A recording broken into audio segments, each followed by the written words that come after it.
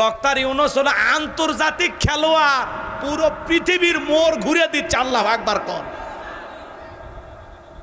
কথা কোন নাকি আপনারা? ভারতের নরেন্দ্র মোদী ব্যাংককে যাইয়া ডক্টর ইউনূস সাহেব যখন যেই বৈঠকে নরেন্দ্র মোদী এবং ডক্টর ইউনূসের বৈঠক হবে, ওই রুমের ভিতরে যখন প্রবেশ করেছে, ডক্টর ইউনূসকে দেখা নরেন্দ্র মোদী সহ সমস্ত মানুষ সম্মান প্রদর্শন করে দাঁড়িয়ে গেছে। আল্লাহু আকবার বলেন। দাদা দুইটা হাত জুড়ে বলে, সরি দাদা, ভুল হয়ে গেছে। নরেন্দ্র মোদী দাঁড়িয়ে গেছে, চিনে যায় লাল গালিজার সংবর্ধনা। মারহাবা কন। কি সম্মান আল্লাহ তাআলা দিয়েছে। যেই মানুষটা এই দেশের 4 কোটি দরিদ্র মানুষ মাত্র 100 টাকা দিয়ে জীবন ধারণ করে, যাদের দৈনিক ইনকাম 100 টাকা, এই কথা বলতে গিয়ে ফুফিয়ে ফুফিয়ে কান্না করেছেন ডক্টর ইউনূস সাহেব। আল্লাহু আকবার কন। কেমন নেতা!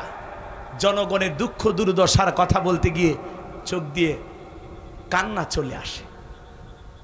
শহীদ আবু সাইদের কথা বলে কান্না চলে আসে। ডক্টর ইউনূস সাহেব এমন মানুষ, আমাদের দেশের নেতা হওয়াতে আমরা খুশি না বেজা? জোরে বলেন, খুশি না বেজা? ডক্টর ইউনূসের জন্য দোয়া করবেন। আহা, 84 বছর বয়সে যুবকের মতো সারা পৃথিবী ফেরি করে ঘুরতেছেন বাংলাদেশকে একটা জায়গায় নিয়ে যাওয়ার জন্য। কথা বলেন ঠিক কিনা? তার ডাকে সাড়া দিয়ে আর একজন এসেছেন, যার নাম আশিক চৌধুরী। আপনারা নাম শুনেছেন। ইনি একজন জ্ঞানী মানুষ, যারা বাংলাদেশকে বিশ্বের দরবারে পরিচিত করার জন্য দিন রাত পরিশ্রম করতেছেন। এই সমস্ত মেধাবী মানুষদের জন্য আমাদের দোয়া ভালোবাসা আছে না নাই? কষ্ট হচ্ছে আপনাদের। এই জন্য যে মানুষটা দেশের দরিদ্র মানুষের কথা, গরিব মানুষের কথা বলতে গিয়ে কান্না করে ফুফিয়ে ফুফিয়ে, আহা, কতটা দেশপ্রেম থাকলে, কতটা দেশপ্রেমিক হলে এমন নেতার চোখ দিয়ে পানি আসে। কথা বলেন ঠিক কিনা? আর ওনারা কান্না করতেন স্বজন হারানোর ব্যথায়, নিজের পরিবারের জন্য কান্না করতেন, নিজের দলের কর্মী মারা গেলে কান্না করতেন। কথা বলেন না কেন? মেট্রো রেল পুড়ে গেছে সেই জন্য কান্না করতে। কথা কন ঠিক কিনা? আর ডক্টর ইউনূস কাঁদে দেশের মানুষের জন্য। এই মানুষ যতদিন আছে আমাদের কোনো টেনশন নাই। কথা বলেন ঠিক কিনা? ডক্টর ইউনূস সাহেবকে আল্লাহ তাআলা সুস্থতার সহিত নেক হায়াত দান করেন। যারা বলেন আমিন। কি কষ্ট হচ্ছে? আমার আল্লাহ বলেন, ফাসল্লিলি রব্বিকা ওয়ানহার, ফাসল্লিলি রব্বিকা ওয়ানহার। 1 নাম্বার হলো ফাসল্লিলি রব্বিকা, রবির উদ্দেশ্যে সালাত আদায় করা লাগবে। নামাজ হবে একমাত্র কার জন্য? তাহলে নামাজ যদি নামাজের মতো আদায় করেন, আল্লাহ 2টা জিনিস দেবেন। 1 নাম্বার রিজিকের ব্যবস্থা করবেন, আর 2 নাম্বার সকল ভয় থেকে আল্লাহ নিরাপত্তা দান করবেন। বলুন সুবহানাল্লাহ। তাহলে নামাজের মতো আদায় করব তো ইনশাআল্লাহ। আল্লাহ বলেন, ক্বাদ আফলাহাল মুমিনুন আল্লাযীনা হুম ফি সালাতিহিম খাশিউন। আল্লাহ বলেন, অবশ্যই মুমিনেরা সফল, যারা নিজেদের সালাত বিনয়ের সহিত, নম্রতার সহিত, আল্লাহর ভয় নিয়ে সালাত আদায় করে। মুমিন হিসাবে বলেন তো বাজান, সালাত আদায় করতে হলে অন্তরে ভয় থাকতে হবে। কার? আল্লাহর ভয়ে নামাজ আদায় করা লাগে। আল্লাহর ভয় নিয়ে, ইয়া আইয়ুহাল্লাযীনা আমানুত্তাকুল্লাহ, হে ঈমানদারগণ আমি আল্লাহকে ভয় করো। হাক্কা তুকাতিহি, ভয় করার মতো ভয় করো। আল্লাহর ভয় নিয়ে নামাজে দাঁড়াইতে হবে। আপনি আমি যখন নামাজে দাঁড়িয়ে যাব, মনে মনে এই খেয়াল করব, আমি নামাজ আদায় করতেছি, আমার আল্লাহ আমাকে দেখতেছেন। কথা বলেন ঠিক কিনা? কথা কয় না কেন? রাগ করেন আপনারা, রাগ করেন, মন খারাপ করবেন না। আমাদের সমাজে নামাজি আছে 5 রকমের। জোরে বলেন, কয় রকমের? 5 রকমের। একটা হলো 5-এর, 7-এর, খাটের, ঠাটের, ভোটের। বুঝতে পারলেন না তো? এবার খেয়াল করেন, নিয়মিত যারা 5 ওয়াক্ত সালাত আদায় করে এরা হলো নির্ভেজাল মুমিন, খাঁটি মুসলমান, নির্ভেজাল আল্লাহর গোলাম। 5 ওয়াক্ত নামাজ আদায় করে যারা অরিজিনাল আল্লাহর গোলাম, তারা। কথা বলেন ঠিক কিনা? কথা কয় না কে? কয় ওয়াক্ত? 5 ওয়াক্ত। এরা হলো খাঁটি মুমিন। আর 7 দিন পরে পরে জুমার নামাজ পড়ে যারা, লাইফ সাপোর্টে বেঁচে থাকা মুসলমান, তারা 7 দিন পরে পরে জুমার নামাজ পড়বার যায়। আর মসজিদের টাইসে ধুলে দেখে বলে, হুজুর হ্যাঁ ধুলে ধুলে মসজিদের টাইসে ধুলে, বেতনটা না হালাল করেন, খাচ্ছেন আর বয়লের মতো মোটা হচ্ছে। কথা কর না কে? এই ছেলে, মসজিদের ধুলে ঝাড়ু দেওয়ার দায়িত্ব কি হুজুরের একা?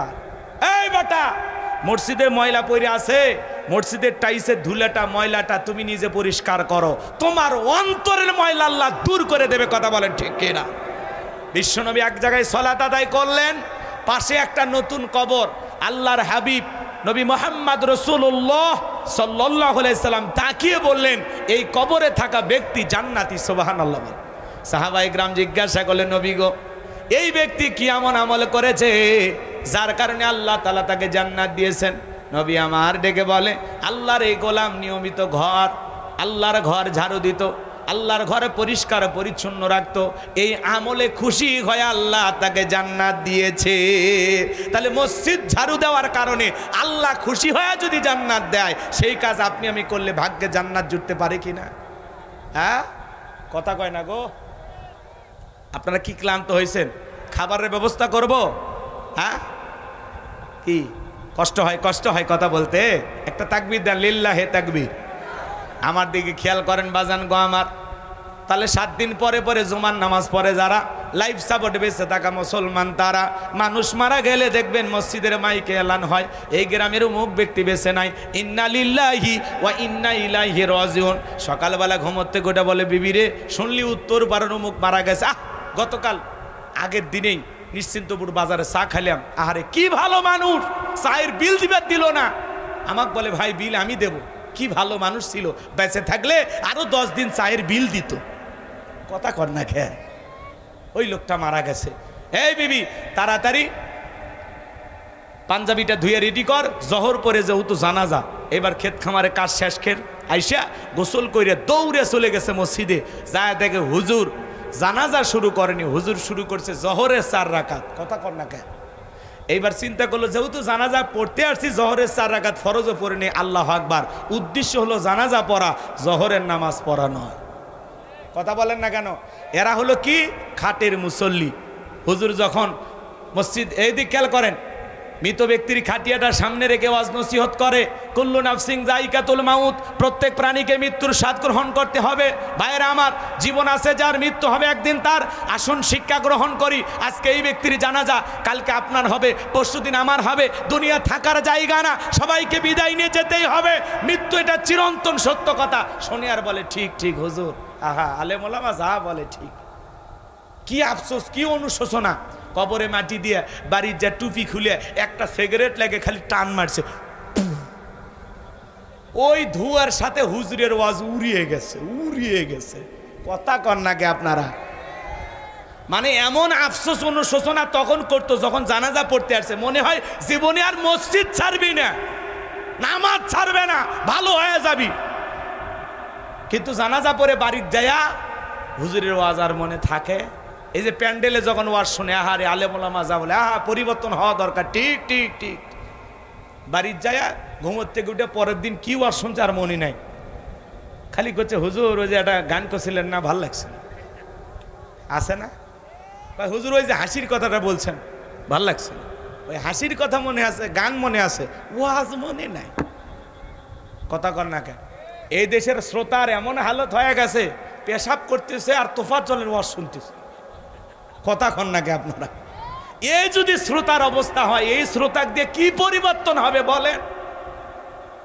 তাহলে মানুষ মরে গেলে জানাজার নামাজ পড়ে যারা, খাটের মুসল্লি তারা। কথা ক্লিয়ার না? আচ্ছা, জানা যায় যে পরিমাণে জহরের নামাজ পড়ে লোক হয়েছে, ওই পরিমাণে ফজরে মুসল্লি ছিল? হ্যাঁ, এই দেশে জুমার নামাজের জন্য মসজিদ ভাঙে 2 তালা 3 তালা করা হয়, আর ফজরের নামাজের সময় 1 কাতার মুসল্লি পাওয়া যায় না। এমনও মসজিদ আছে হুজুর একাই আজান দিয়ে, মুয়াজ্জিম একাই নামাজ পড়ে। কথা কন ঠিক কি না? এক হাজি বিয়ে বাড়িতে বেড়াইবার গেছে, যা বলতেছে, বিয়ে আমি ট্রিপল হাজি 3 বার হজ করছি, জামাত ছাড়া নামাজ পড়ি না। ফজরের আজান হচ্ছে, মসজিদ কোন দিকে দেখে দেন? কয় সোজা যা ডানে, ডানে যায় বামে, একেবারে দেখবেন সামনেই, ওটাই মসজিদ। কথা কয় নাকি? এইবার মসজিদে যায় দেখে মসজিদের গেটে কি তালা, তালা, কিন্তু আজান হচ্ছে। চিন্তা করে, গেটে তালা, আজান হয়, ব্যাপারটা কি? এদিক ওদিক তাকায়, কোনো কিছু নাই। পরে দেখে মসজিদের সাথে ছোট্ট একটা ঘর, তার মানে কার ঘর? মুয়াজ্জিমের ঘর। কথা কয় নাকি? এইবার ওই ঘরে জানালা দিয়ে তাকায় দেখে হুজুরটাই ল্যাপের ভিতর শুতে থেকে আজান দিচ্ছে। কথা কি বুঝছেন?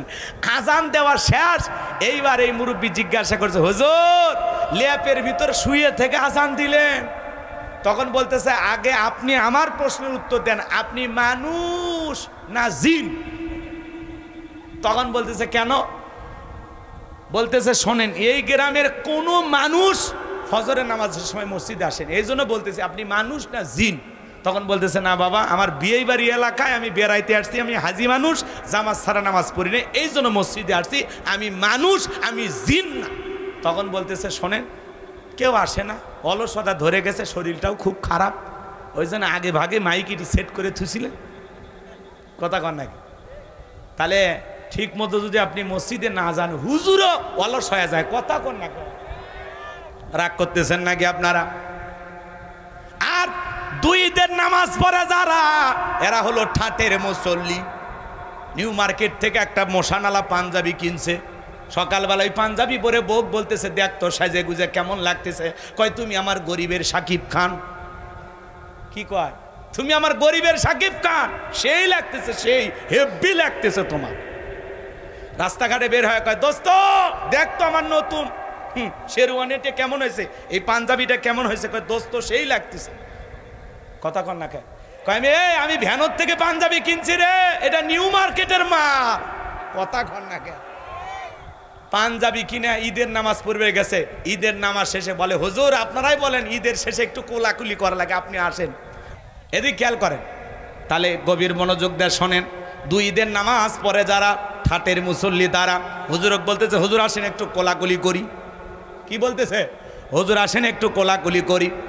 এইবার হুজুর কোলাকুলি করতে চায়, মাঝে মাঝে দেখবেন বাজান এমন মানুষ পেটটা হয়ে গেছে এত বড় মোটা, 26 মাসের গর্ভবতী, হুজুরকে বুকে নিতে চায়, কিসের বুকের সাথে বুক মিলাবে, মাঝখানে ব্যারিকেড হলো পেট, কোলাকুলি হচ্ছে না, খালি হচ্ছে পেটা পেটি।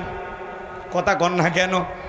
হুজুরের সাথে কোলাকুলি করতেছে। হুজুর তখন বলতেছে, ভাই রোজা কয়টা? 29টা না 30টা? কয়, রোজা রাখিনি, তারাবি পড়িনি, কিন্তু ইফতার খাওয়া মিস করিনি। এরা হলো ঠাটের মুসল্লি। আর নির্বাচনের আগে মাথায় টুপি, পাঞ্জাবি বইরা জনগণের সামনে হাজির হয় যারা, ভোটের মুসল্লি তারা। কথা বলেন না কেন? নির্বাচনের আগে মাথায় টুপি, মুখে দাড়ি, গায়ে পাঞ্জাবি লাগায়া জনগণের সামনে হাজির হয় যারা, এমন ভাবে হাজির হয় মনে আসমান থেকে জিবরাইলের খালাতো ভাই আসছে। কথা কন ঠিক কিনা? এই জন্য মনে রাখবেন, নির্বাচনের আগে মাথায় টুপি, গায়ে পাঞ্জাবি দিয়া মসজিদে হাজির হয় যারা, এরাই হলো ধর্ম ব্যবসায়ী। কথা বলেন ঠিক কিনা? আলেমদেরকে যারা ধর্ম ব্যবসায়ী বলে, বাঁকা চোখে তাকায়। মনে রাখবেন, আলেমেরা একদিন টুপি পরে না, প্রতিদিন পরে, 12 মাস পরে। কথা কন না কেন? আর আপনি হঠাৎ করে নির্বাচনের মার্কাবার হয়ে গেলে টুপি, তসবি, যাই নামাজ, মাথায় পট্টি, তার মানে এরাই হলো সবচাইতে বড় ধর্ম ব্যবসায়ী।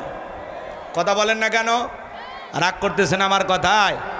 তাহলে ফাসল্লিলি রব্বিকা ওয়ানহার, 1 নাম্বার রবের উদ্দেশ্যে সালাত। তাহলে আল্লাহকে রাজি খুশি করার জন্য, আল্লাহর সন্তুষ্টি অর্জনের আশায়, আল্লাহকে খুশি করার জন্য 5 ওয়াক্ত সালাত পড়বেন তো ইনশাআল্লাহ?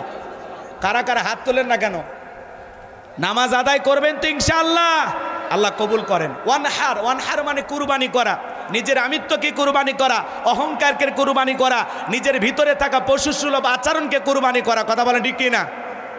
এদিক এদিক দেশের জন্য জান, মাল, অর্থ সব কিছু কুরবানি হবে। কার জন্য?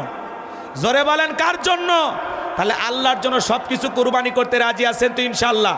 শহীদ আবু সাইদের মতো দেশের জন্য কুরবানি হওয়া লাগবে, মুগ্ধ ভাইয়ের মতো দেশের জন্য কুরবানি হওয়া লাগবে। কথা বলেন ঠিক কি না? কুরবানি করা মানে খালি গরু ছাগল জবাই করে না। 7 জন ভাগে একটা গরু কিনলেন, 4 জন দড়ি ধরে টানে, পিছন থেকে 3 জন ঠেলে। এমন গরু, যেই গরুর উপরে বয়স্ক ভাতা ওয়াজিব, এমন দুর্বল গাভী জবাই করলে হবে না। আল্লাহ রাব্বুল আলামিন বলেন, তাসুরুন নাযিরিন, এমন একটা চমৎকার আকর্ষণীয় হুষ্টপুষ্ট গাভী জবাই করতে হবে যেটা মোটা তাজা, দেখতে সুন্দর। কথা বলেন ঠিক কি না? কুরবানির ওয়াজ পরে করা যাবে ইনশাআল্লাহ। কুরবানি যারা দিবেন 3টা জিনিস খেয়াল রাখবেন। 1 নাম্বার নিয়ত সহি, 2 নাম্বার টাকাটা হালাল হওয়া লাগবে, আর 3 নাম্বার নামাজি হয়ে কুরবানি দেওয়া লাগবে। দেবেন তো ইনশাআল্লাহ? আল্লাহ কবুল করুন। ইন্না শানিয়া কাহুয়াল আবতার। নবী গো, যারা আপনাকে লেজ কাটারির বংশ বলে আপনি মন খারাপ করবেন না, কষ্ট মনের মধ্যে নেবেন না। ও নবী, শিশুকালে আপনার সন্তানগুলোকে নিয়ে সেজন্য কষ্ট মনের মধ্যে নেবেন না।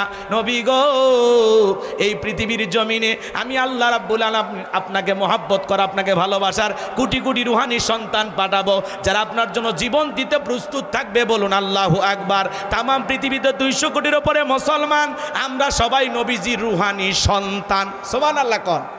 আমরা নবীর কি সন্তান বলেন?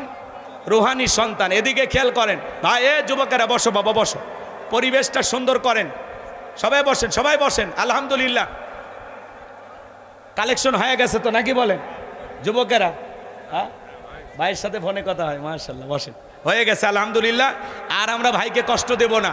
আমি শেষ কথাটা যেটা বলতে চাচ্ছিলাম, আজও পৃথিবীর জমিনে নবীকে গালি দেবে যারা, এদিকে খেয়াল করেন, ফ্রান্সের যারা দেয়ালে দেয়ালে কার্টুন প্রদর্শন করতো, নাকটা বেঁকা করিয়া, দাড়িটা বেঁকা করিয়া, বলে ইনি মোহাম্মদ, জোরে কর নাউজুবিল্লাহ, আমার নবী কি দেখতে কার্টুনের মতো?